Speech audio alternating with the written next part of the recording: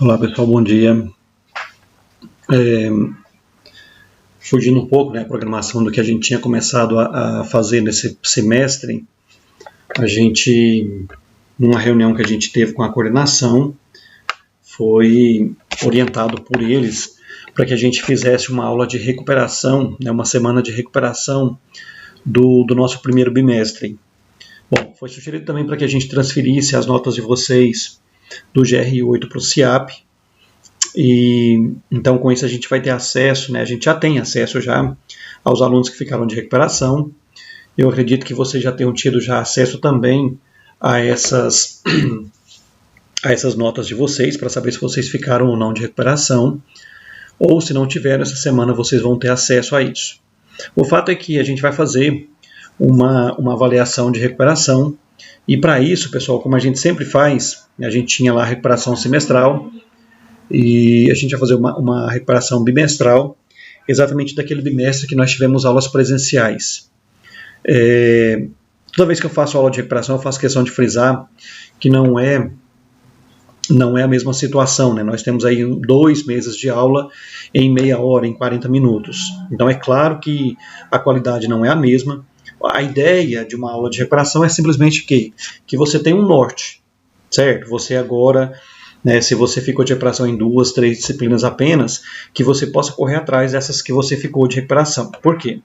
Porque aí o que a gente tem nessa aula aqui é a gente vai apontar as direções para que você busque dos seus colegas os bons relatórios que eles têm, para que você busque informações a respeito do que foi trabalhado. Tá? Como eu disse, não é aula, né? Não é uma aula que você vai aprender, é algo que você tinha que ter aprendido, e infelizmente nós não temos esse tempo todo para que vocês possam, né, desenvolver todo o conhecimento. O que a gente vai fazer aqui, né, é fazer um apanhado geral desse conteúdo que nós trabalhamos. Bom, então olha só.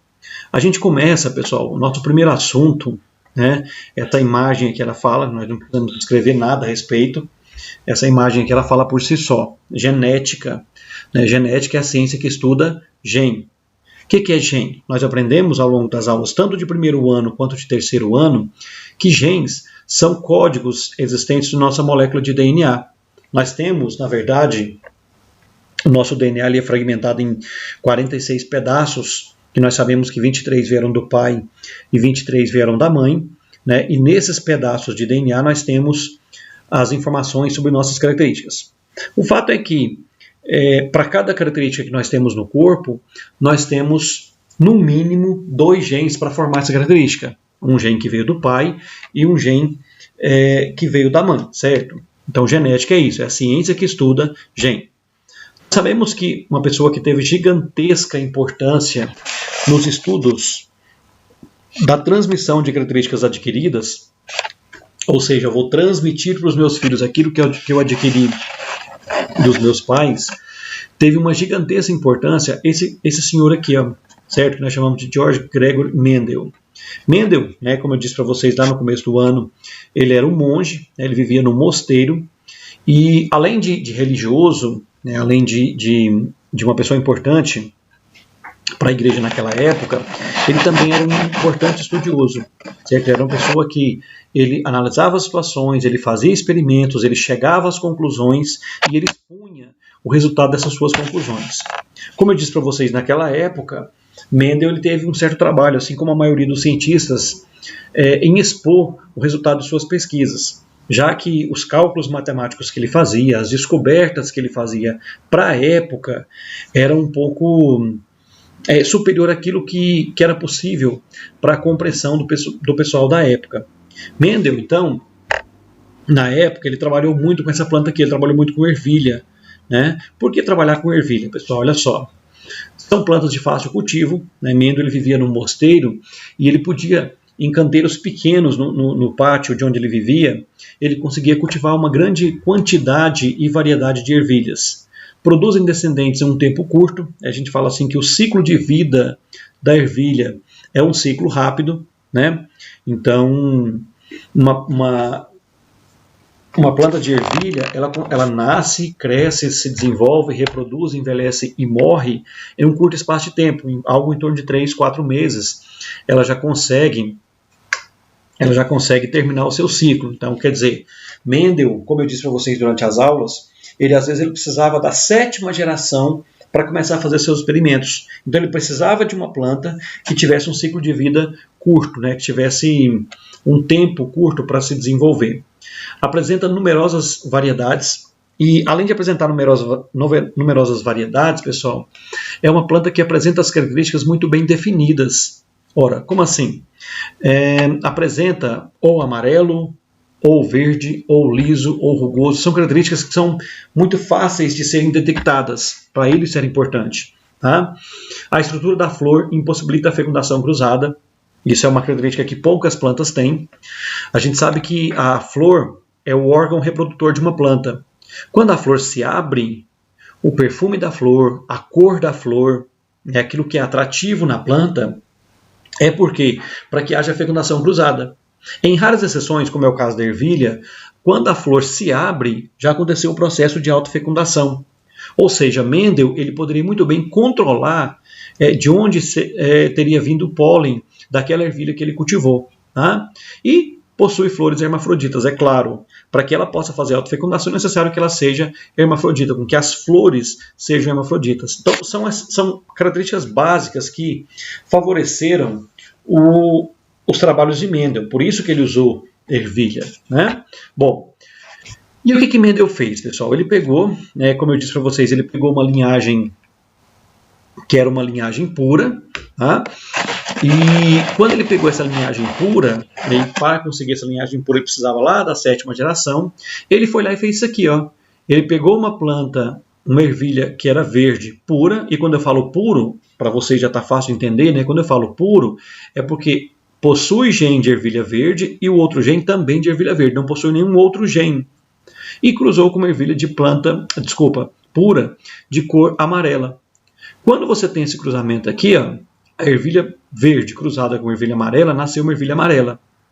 Mendel naquela época deve ter pensado o quê? Ele deve ter pensado, bom, o macho deve ser amarela, né? Porque só nasceu amarela, e naquela época eles achavam que sim, né, que era o macho que determinava as características do filho. Só que aí, pessoal, quando ele pegou a geração F1, né, as ervilhas amarelas, e cruzou uma com a outra da geração F1, ele observou que para cada 3 ervilhas amarelas que nascia uma verde. Sem saber dessas coisas aqui, ó, desses genes, Mendel falou o quê? Alguma coisa sempre passa de pais para filho. Essa alguma coisa que passou para o filho pode não vir a aparecer no filho, vindo a aparecer no neto. Isso aqui Mendel estava se referindo, pessoal, eram isso aqui, ó. Isso que ele representou mais tarde por letras. Eram os genes, certo? Os genes sempre passam de pai para filho. Olha aqui, olha a carga genética dessa ervilha verde, vezinho, vezinho, amarela, vezão, vezão. O filho nasceu vezão de amarelo, vezinho de verde. Certo? Só que esse gene da ervilha verde não apareceu nessa ervilha aqui. Ó. Por quê? Porque aí a gente começa a trabalhar aqueles conceitos básicos em genética, que é o que nós chamamos de recessivo e dominante. Quando você tem um gene dominante acompanhado de um recessivo, o dominante aparece e o recessivo não. Ora, quando é que você tem um gene então recessivo aparecendo? Quando os dois estiverem em recessividade. Então, um gene recessivo só vai aparecer no indivíduo, eu estou falando de ervilha, mas eu poderia estar falando de qualquer outra característica. Um gene recessivo só vai aparecer no indivíduo quando os dois forem recessivos. Certo? Então, observe aqui, ó, você tem ervilha verde com amarela nascendo amarelo, ervilha amarela, resultado aqui, ó, desse cruzamento, cruzando com outra amarela, você teve então uma amarela, uma amarela, uma amarela e uma verde. Observem que aqui você tem uma amarela com os 2 genes iguais, uma amarela com os 2 genes diferentes, outra amarela com os 2 genes diferentes e uma verde com os 2 genes iguais. Isso, quando você tem os genes iguais, eu chamo isso aqui, ó, de homozigose. Então você tem uma amarela homozigoto dominante, uma verde homozigoto recessiva. E aí você tem 2 indivíduos aqui heterozigotos. É aquilo que eu falei por várias vezes para vocês, né, que nós chamamos de chuveirinho. Bom, passando um pouco adiante aqui, pessoal, olha só. A gente fala assim, que os cruzamentos em genética eles podem ser representados na forma de símbolos, que a gente chama de genealogias. certo? O que é uma genealogia? A representação esquemática de uma família. Lembra que eu fiz isso aqui na sala? Olha só, você tem aqui um macho cruzando com uma fêmea. Essa ligação lateral entre os dois é porque houve um cruzamento. Quando você tem eles aqui, ó, dependurados aqui, referem-se aos filhos. Observe então que esse casal ele teve um menino e duas meninas, certo? Essa menina se casou com esse menino se casou com essa menina e tiveram 3 filhos. Essa menina não se casou, essa menina se casou com esse menino e tiveram 5 filhos. É a representação de uma família, certo? E aí observe o seguinte, ó. Como é que ao olhar para um heredograma eu sei qual caráter é dominante e qual caráter é recessivo? Aqui eu fiz questão de pegar um heredograma, pessoal, na qual os grifados, ou seja, aqueles que apresentam a doença, têm caráter dominante. Por que eu sei disso? Olha aqui. Se eu pego aqui, pessoal, ó, se eu falo que o caráter não grifado é dominante, eu estou falando que o grifado é recessivo. Ora, teria como aqui, ó, azinhazinho, cruzando com azinhazinho, gerar azão? Não. Agora, tem como um casal de indivíduos dominantes gerar um recessivo? Sim, desde que ambos sejam heterozigotos. O que é heterozigoto? É quando apresenta um gene dominante e um gene recessivo, certo? Então eu sei que esse caráter em questão, essa característica aqui, ó, que está grifada, é uma característica dominante, porque eu tenho um casal igual, né, dois iguais, gerando um filho ou uma filha diferentes, certo? Nesse caso você sabe então que o casal que é igual é heterozigoto, e aquele que nasceu diferente é homozigoto recessivo. Se eu concluir a partir desse cruzamento, ó, que quem está grifado é dominante e quem não está grifado é recessivo, então todos que não estão grifados aqui, ó, são homozigoto recessivo. Quem está grifado é dominante. Aí eu tenho que saber se é dominante em heterozigose ou homozigose. Aqui, por exemplo, ó, esse indivíduo aqui, esse número 2, essa mulher aqui, é azão. Azão, azinho, com certeza, porque senão não nasceria esse filho aqui, ó, azinho, azinho. Esse indivíduo 2 aqui, ó, azão, azinho, com certeza. Por quê? Porque o pai só tinha azinho para mandar. Esse número 5 aqui, ó, pode ser azão, azão ou azão, azinho. 4, ou os pais mandaram azão, os dois, ou então um mandou azão, o outro mandou azinho. Eu também não sei dizer. Todos os outros, certo? Todos os outros são azinho, azinho. Ok? Então, como eu disse, heredograma é uma forma de você representar aquilo que está se discutindo em genética, representar uma família sobre aquilo que está se discutindo em genética.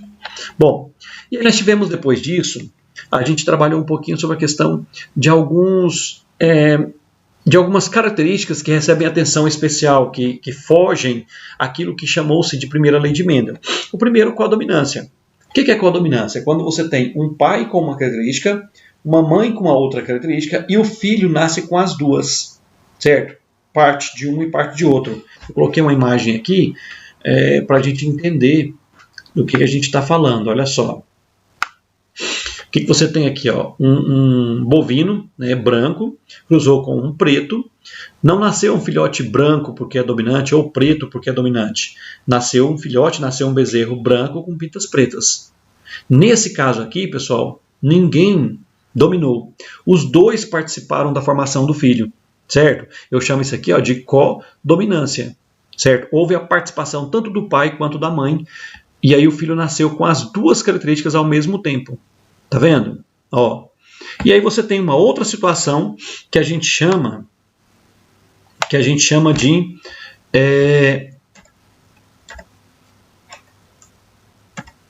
desculpa, olha só. Nesse caso aqui, só está mostrando aqui, pessoal, ó. Aí quando a gente pega esses filhotes aqui, ó, que tem característica preto e branco juntos, olha o resultado que você tem. Ó. Pode ser que nasça bezão, bezão, de branco, certo? Bezão aqui com N aqui, então nasce o preto e branco, a mesma coisa aqui, ou então os dois negros, ok? Então esse aqui é o cruzamento de dois indivíduos homozigoto, ou então aqui de dois indivíduos heterozigoto. Uma outra situação que existe é o que a gente chama de dominância incompleta, certo? Quando a gente fala dominância incompleta, é muito parecido com codominância. Só que nesse caso aqui, observe o seguinte, ó, eu tenho uma planta vermelha cruzado com uma planta branca. Não nasceu uma planta vermelho com branco, nasceu uma planta rosa. Observem que nesse caso aqui eu tenho o caráter A cruzando com o caráter B, não nasceu um filho AB, nasceu um filho com caráter C. Era vermelho, cruzou com branco, nasceu rosa. Se eu pego plantas dessa geração aqui, ó, plantas rosas e cruzo, eu posso ter filhos então vermelhos, rosa ou branco. Isso, como eu disse, foi discutido por nós em sala de aula. Ok? Bom, e aí a gente tem uma outra situação que a gente chama de alelos letais. O que são alelos letais, pessoal? São genes que, em determinadas combinações, eles provocam a morte do indivíduo. Olha só, provoca a morte ou não desenvolvimento do embrião. Determina um desvio da proporção fenotípica esperada, geralmente 2:1. Observe o seguinte, ó. O gene que determina que esse camundongo seja amarelo é dominante. O gene que determina que esse camundongo seja amarelo é dominante. Esse gene, pessoal, olha só. Observem que aqui aparece aqui um marrom, a gente chama também de agouti, né? Um marrom avermelhado.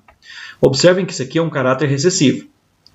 Então, quando você faz o chuveirinho aqui, ó, azão, azão, esse aqui, azão, azinho, esse aqui, azinho, azão, esse aqui, azinho, azinho aqui.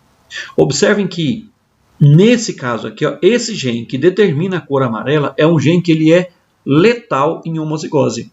Então, o que são alelos letais? São genes que, em determinadas combinações, no caso aqui, gene dominante, provoca a morte do indivíduo, provoca a morte do embrião. Ok? Observem que nesse caso, a gente falava lá na primeira lei de Mendel que quando você cruza dois indivíduos heterozigotos, você vai ter a proporção 3 dominantes para 1 recessivo. Aqui você tem aqui, ó, você vai ter 2 dominantes para 1 recessivo, porque esse aqui não desenvolve, esse aqui morre. Ok? Alelos letais. Nós temos um exemplo de alelos letais na espécie humana, certo? Que é a questão que eu chamei para vocês de acondroplasia, que é um tipo de nanismo, certo? É uma alteração do crescimento gerado pelo gene D. O gene D é mutante e letal em homozigose. É simples, é a mesma coisa daquilo que a gente estava falando agora há pouco. Ó. Você tem o genótipo, o D, que determina que seja acondroplásico, ou seja, que determina que seja anão, ele é letal em dominância. Então, só todo anão ele é heterozigoto. Então, isso quer dizer que se um casal de anões se cruzam, a chance deles terem um filhote ou um filho, né? A chance deles terem um filho que não se desenvolva, né, que morre ainda na fase embrionária, é de 1/4, certo? 1/4 das gestações, elas são letais. A chance deles terem um filho anão é de 2:1 dos nascidos. E a chance de nascer um filho normal, eles podem, né? Existe a chance de 1/3 deles terem um filho normal. Isso, como eu disse, já também foi discutido por nós em sala de aula. Ok? Então aí nós temos os chamados alelos letais. Tá. E aí nós temos aqui, pessoal, um outro caso, a parte de genética, que é o que a gente chama de pleiotropia. O que é a pleiotropia? Pleiotropia é quando você tem um par de genes que determina mais de um caráter. A gente vai ver daqui a pouco que polialelia é o contrário. Mas quando eu falo pleiotropia, eu resolvi puxar 2 exemplos aqui, que são exemplos que você encontra, a gente encontra um monte desses exemplos na internet. Síndrome de Marfan, a pessoa, olha só, é um único par de genes que determina isso, certo? Esse único par de genes, pessoal, faz com que a pessoa tem aracnodactilia. O que é aracnodactilia? É quando a pessoa tem os dedos, né, as falanges maiores do que o normal, certo? Parecem dedos de aranha.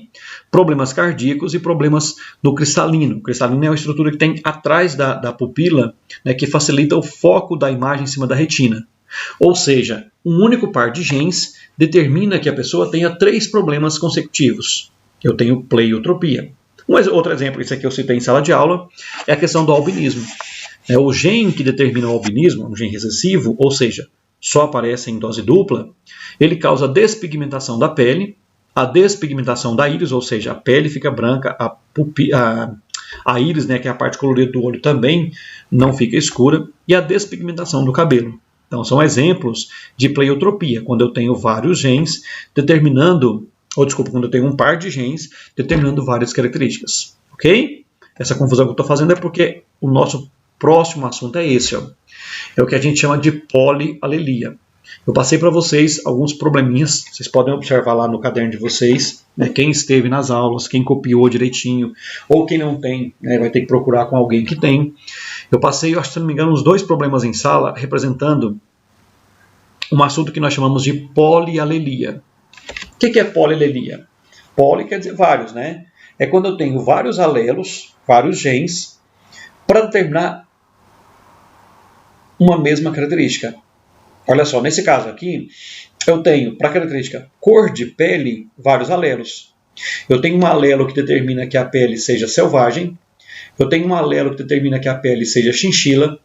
Eu tenho um alelo que determina que a pele seja branca, com extremidades pretas. E um alelo que determina que o indivíduo seja de pele totalmente branca. É o albino. Aí o que eu comentei com vocês durante as aulas é que há uma relação de dominância entre esses alelos. O selvagem domina sobre o chinchila, que domina sobre o himalaio, que domina sobre o albino. Então, se tem um coelho que tem um gene de selvagem e um gene de chinchila, ele vai ser selvagem. De selvagem e himalaio, selvagem. De selvagem e albino, selvagem. Se é de chinchila e himalaio, ele vai ser chinchila. Se é de chinchila e albino, ele vai ser chinchila.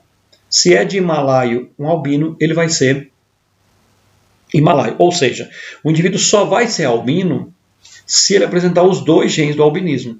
Certo? Com isso você consegue fazer, ó, o coelho ele sempre vai apresentar 2 genes. Só que não são 2 as únicas opções. São 4 opções. Então eu tenho vários alelos para uma mesma característica, polialelia.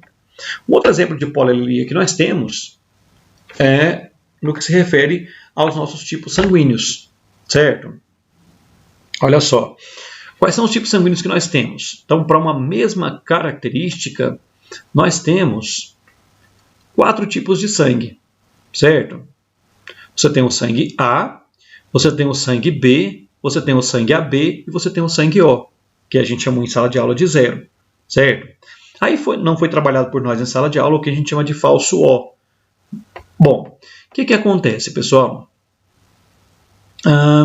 Observe o genótipo. Observem que o sangue A, eu comentei com vocês que existe um gene que determina a presença de aglutinogênio, determina a presença de proteína, e um outro gene que fala qual proteína é. Se é proteína A ou se é proteína B, certo? Então, se os 2 genes aqui falam que é proteína A, o sangue vai ser A. Se um gene fala que é proteína A e o outro gene fala que não tem proteína, vai ser A, porque o gene da proteína A domina sobre o da ausência de proteína. A mesma situação aqui é para B. Os 2 genes falando que o sangue vai ser B. Aqui você tem um gene que fala que o sangue vai ser B e o outro fala que não vai ter, né, proteína B, então o sangue vai ser B. Aqui você tem um caso de codominância. Observem que a pessoa ela tem o gene de sangue A, o gene de sangue B, a pessoa apresentou os 2 tipos de proteína no sangue. E aí você tem aqui genes que não determinam a formação nem de proteína A, nem de proteína B. Então tem o sangue tipo O. Ok? Bom, o que mais? Com relação a tipo de sangue, pessoal, a gente ainda tem uma outra questão que a gente chama de eritroblastose fetal, também chamada de doença hemolítica do recém-nascido. Eu expliquei isso aqui para vocês, acho que eu gastei quase uma aula para explicar para vocês. Aqui a gente vai só citar bem rapidinho.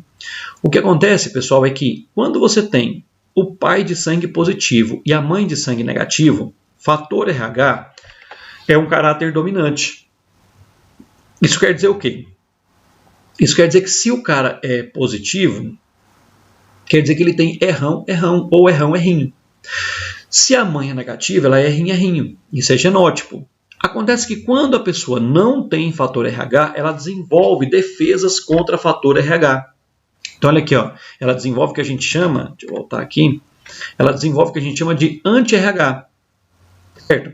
Então, se você, tanto homem quanto mulher, é uma pessoa de sangue negativo, seja ele qual for, caso você entre em contato com sangue positivo, você vai desenvolver defesas. Tá.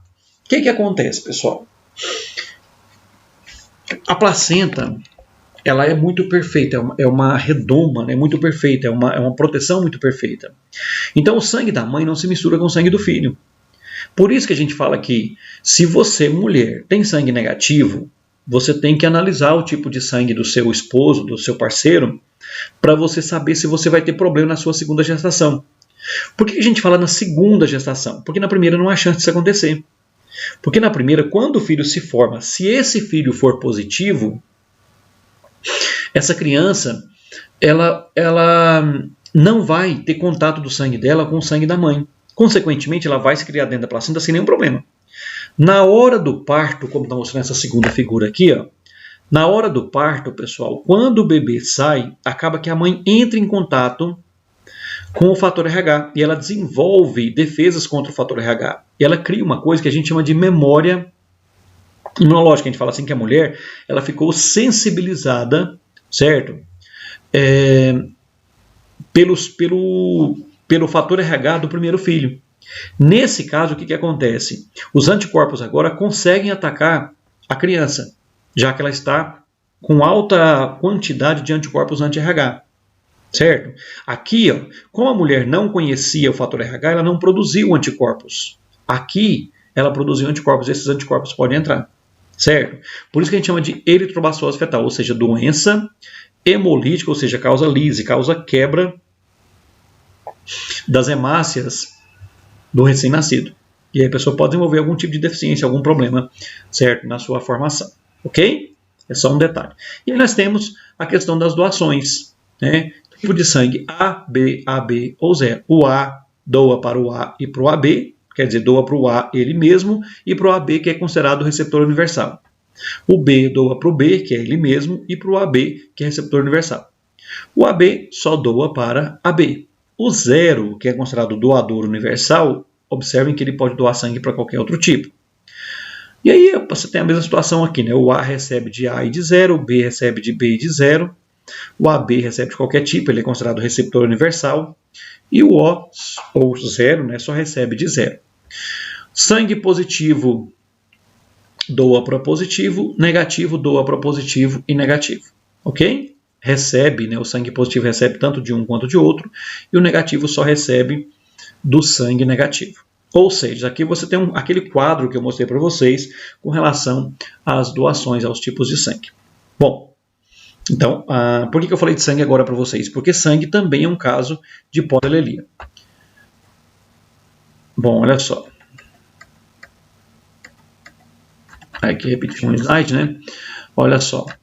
E aí você tem probabilidade em genética. Lembra que eu comentei com vocês em sala que a regra de genética que a gente mais vai usar é o que a gente chama de regra do E. O que é probabilidade? Olha só. Isso aqui nós fizemos na sala. Ó. Evento esperado dividido por possíveis eventos. Então, se você fala assim, ó, eu citei muito, né, na sala de aula, e todo professor, acredito eu, ele cita esse exemplo da questão da moeda, da questão do dado. Eu arremesso um dado para cima, ele tem 6 lados. Qual a chance que tem da face 3 cair voltada para cima? Evento esperado. Quantas faces 3 tem no dado? 1. Dividido por total de eventos, dividido por 6. Então você vai dividir o que eu espero que aconteça pelas possibilidades que existem. Certo? Quando eu falo regra do E, é quando eu estou analisando 2 situações ao mesmo tempo. Tipo assim, eu jogo um dado e uma moeda. Qual a chance da face cara cair voltada para cima? 1 em 2. Qual a chance da face 3 cair voltada para cima? 1 em 6. Eu quero que os 2 eventos aconteçam ao mesmo tempo. Quando eu quero que 2 eventos aconteçam ao mesmo tempo, eu falo que eu estou usando a regra do E, em que simplesmente eu vou fazer o quê? Eu vou multiplicar as probabilidades. Isso em genética, pessoal, é muito usado. Tá? Eu quero saber qual é a chance dessa criança ser do tipo A positivo albino. Eu quero saber a chance de ser A, E positivo, E albino. Nesse caso, você vai multiplicar essas probabilidades. Ok? Bom, e aí, lembra que antes de trabalhar o quadrado de Punnett, eu mostrei para vocês como se fazia com relação às probabilidades, né? Eu fiz esse quadro aqui com vocês em sala, um quadrinho chato de fazer, né? Requer um pouco de tempo durante a aula, e como eu disse, a gente não ia usar isso aqui. O que Mendel fez? Ele pegou uma ervilha amarela, essa ervilha era amarela e lisa, e ele cruzou com uma ervilha que era verde e rugosa, como essa aqui, ó. Ao fazer o cruzamento, quais são os genes que existiam? Olha só, aqui você tem um gene de ervilha amarela e lisa, aqui amarelo e rugoso, verde e liso, verde e rugoso. Aqui é a mesma situação. O que ele fez aqui simplesmente foi o quê? Foi colocar esse gene aqui, ó. Esse gene se encontrou com esse, formou isso aqui, amarelo liso, e foi. Isso aqui é para retratar aquela história que nós comentamos, né, muito, do 9331. Olha aqui, ó. 9 ervilhas nasceram amarelas e lisas. 1, 2, 3, 4, 5, 6, 7, 8, 9. 3 nasceram amarelas e rugosas. 3 nasceram lisas e verdes. E uma somente verde e rugosa. Isso, na verdade, olha só, a gente chama de quadrado de Punnett, mas que eu particularmente não gosto de usar. Eu prefiro usar regras de probabilidade. Mas se quiser, vocês podem usar. Tá? A segunda lei de Mendel, isso aqui. Lei da segregação independente. Ok? E aí nós paramos nossa aula aí. Foi esse o assunto que nós trabalhamos. Como eu disse para vocês, eu quero que vocês deem uma olhada, tá, nos probleminhas que vocês fizeram em sala, porque todos eles eu passei para vocês e corrigi. Tá? Então dê uma olhada nisso, que esse será o nosso conteúdo de prova de recuperação de primeiro bimestre. Ok? Bom, tchau, tchau.